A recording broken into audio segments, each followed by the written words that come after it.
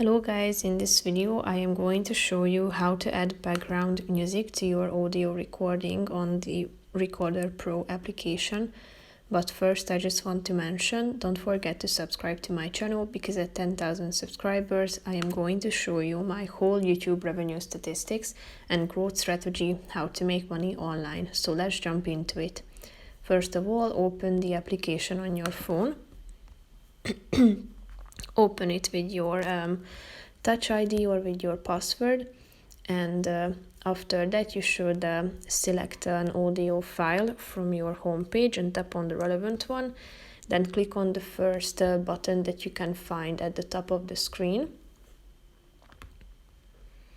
and tap on Mix. Here you should tap on the plus icon and select the background music from your moments or your files.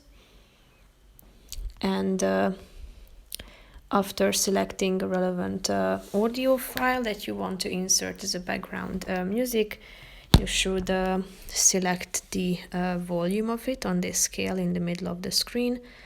And you can also crop the music.